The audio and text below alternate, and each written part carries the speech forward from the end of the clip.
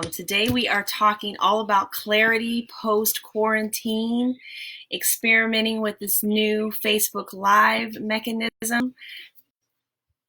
Hello, hello, hello. I don't even know if I'm live. Hello, hello, hello.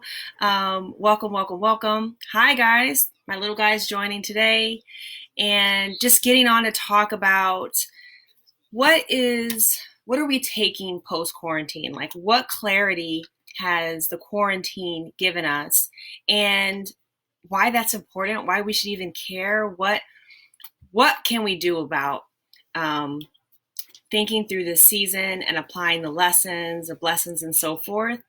And so today I wanted to get on and just chat about it for today's Mind Soulful Monday.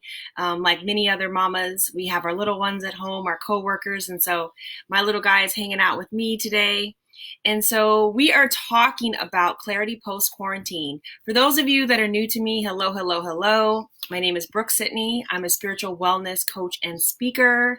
I help people love themselves and the lives they are presently living. The key word there is presently. I always say I believe in heaven. I just don't think we have to wait for heaven in order to love ourselves and the lives we're presently living, right? And then I am a person who helps people really bring forth their stories. So once you've healed some of the things that help you love your life better, it's so awesome and amazing and such a blessing for you to share those stories in the forms of books or white papers or even just content on your website. I do that as a ghostwriter, author, coach, editor, and publishing consultant. But today we're getting on, and I'm hoping this is working because I'm seeing like little glitches, things like that. I'm hoping that it's working to talk about clarity post-quarantine.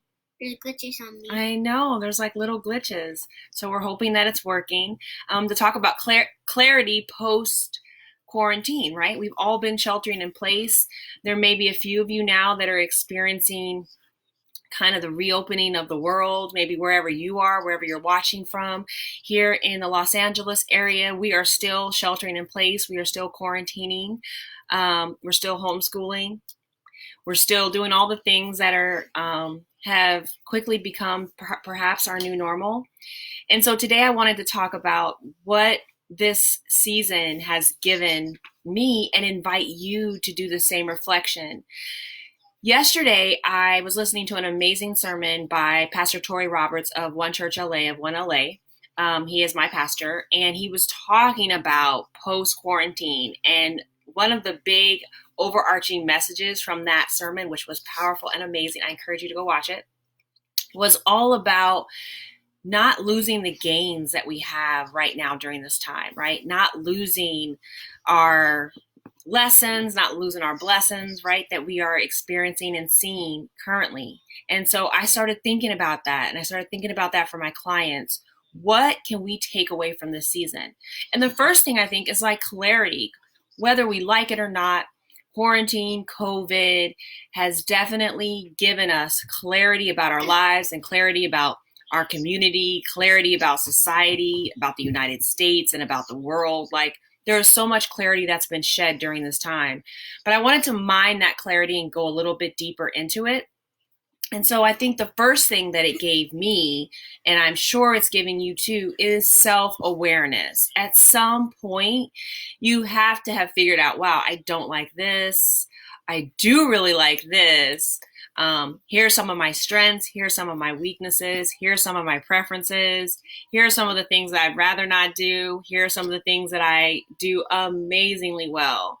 And so self-awareness during this period of time, that should have come forth, right? I think it's only natural, right? Especially if we're reflecting on our lives, reflecting on what's going well, we will start seeing a lot of these self-awareness tips and tools. And then secondly, I really think it's important for us to highlight our strengths. A lot of us came into this period of time where there's so much uncertainty. We don't know what's going on. We're not even sure perhaps of our health status, right? In terms of like, do we have COVID? Do we not have COVID?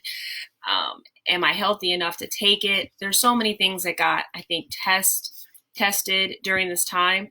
But where are the things that you found to be your strengths? What are some of your strengths? Where did you come out on the strong side? Where did you say, wow, I was really good at getting prepared? Or, wow, I was amazing at showing a lot of grace and compassion to other people. Or maybe I should applaud myself for making sure I already had enough money saved for an emergency. I think it's really important that, of course, we know our strengths and we know our weaknesses, but that we focus a little bit more on our strengths, because our strengths are really what we're here to usually to serve. Our strengths give us insight into our gifts, maybe even our areas of favor, maybe things that we could be doing that's in line with our purpose.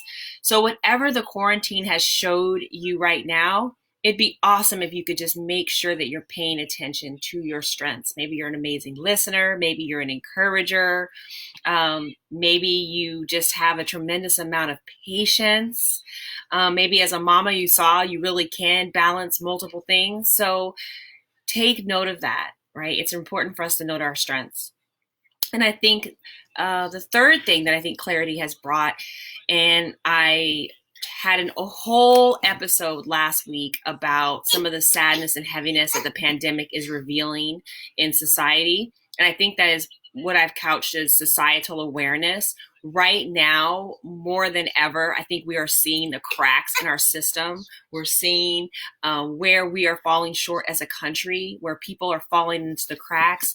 We're seeing racism, prejudice, bigotry. We're seeing social inequality, racial inequality. We're seeing healthcare disparities. We're seeing the widespread use of misinformation. And I think we're definitely seeing censorship.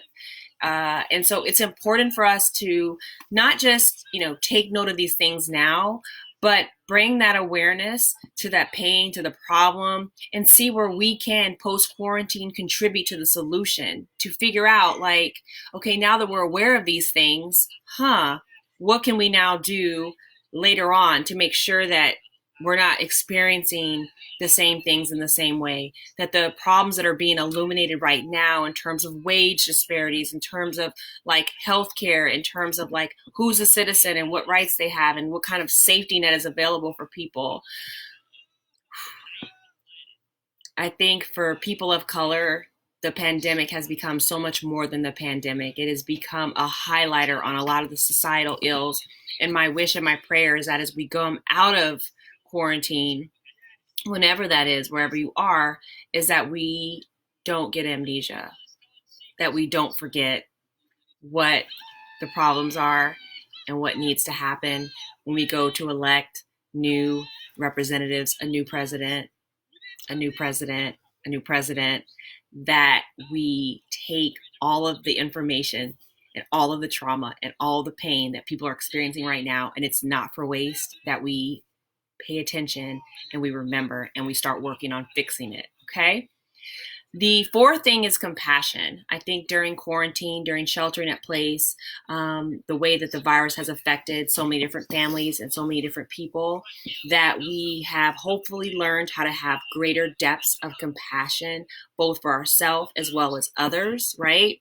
And that we're able to use that compassion and then kind of, how do I say it when I talk about meditation, like we're able to anchor back into it, like pull it back in when we come out of this.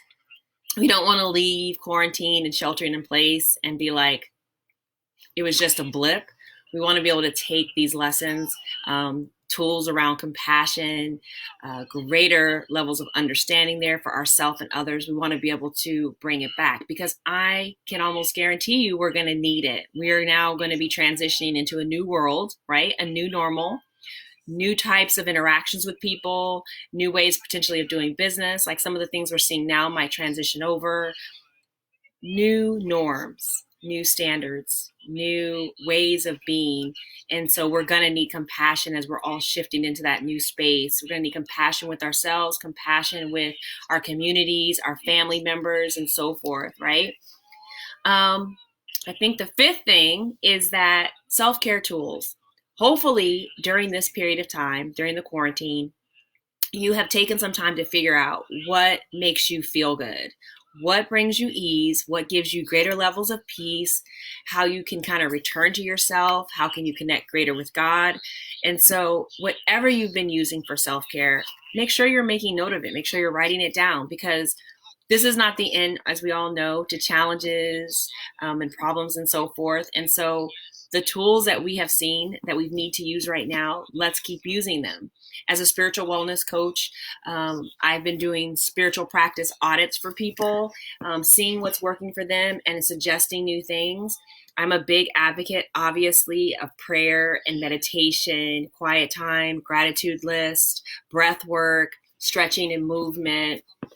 But really we need to figure out what that like pulse or heartbeat is for each of us, because it's all unique. Right now I can't get massages. I can't go out and do some of the things that I really, really loved, but there's other ways that I can take care of myself and get those same benefits. And then the last thing, right, that we want to talk about is that we want to make sure that we are coming out of, I feel like post quarantine, with some new priorities and commitments, that whatever we have found has worked well, or we need to reprioritize or shift our time, that we've taken note of it and we've decided to realign ourselves, right? Create new priorities. Some of you may have felt like you needed more time with your family, and maybe now that you've had opportunity to have more time, you might want to reprioritize how you're shifting your time. Maybe some of you found out, you know what, that job that I was at, that's not really what I want to continue. So now maybe you might reprioritize maybe your work and then getting a new job or shifting into a different space there. Maybe it's commitments with friends and family members. You know, now that we're at some point going to be able to hopefully get back out, you know, when the world gets off punishment, get back out, travel a little bit. Maybe we're going to see some increased priorities there. We want to just think through.